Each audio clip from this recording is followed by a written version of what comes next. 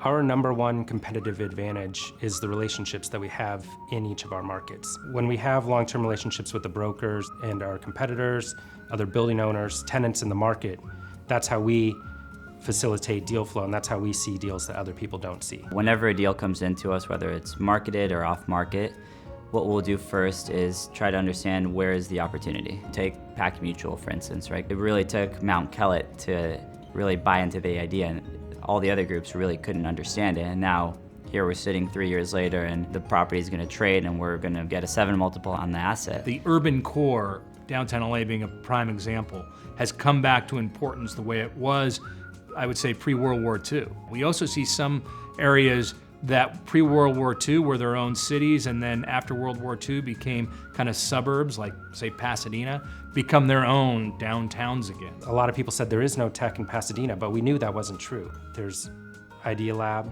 there's Caltech, there's JPL. There were already several startups creating ecosystems around them.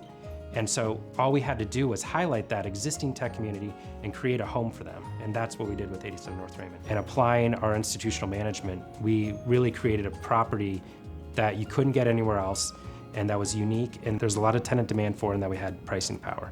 And for us, that's a good investment. Just because a market is considered a hot market or there's new construction going on, that doesn't mean it's necessarily the right investment for Rising. We like to focus on submarkets that are changing in perception within the investor community. We still think it's a good time to invest, and we are proactively looking for investment opportunities. It's got to have transit, mobility within a small area. It's got to have density.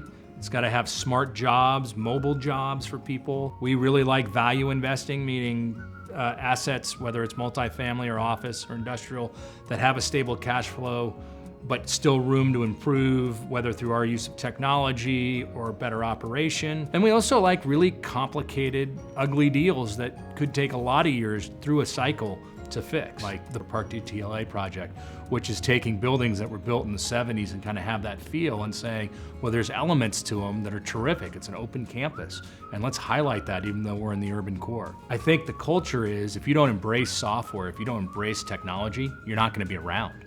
And I think what it allows us to do is have fewer overall employees, but also to have an interaction amongst our employees that's really unique. We work hand in hand with our construction management, our property management, and our asset management group, and we don't really have any silos between us, so it's very easy to ask them for their opinions on a budget, to get a sense of what they think of our business plan when we're trying to acquire an asset, to make sure that they're on board with our construction numbers. We're very flexible with and we're very forward thinking in the way we do business, and you can always find a way to make a lease work, to make a transaction work, whatever needs to get done to get the deal done. So I think that's something that really does distinguish us. Our company motto is, we see value where others don't. And that really means where other institutional investors start with no, we start with, how can we solve this?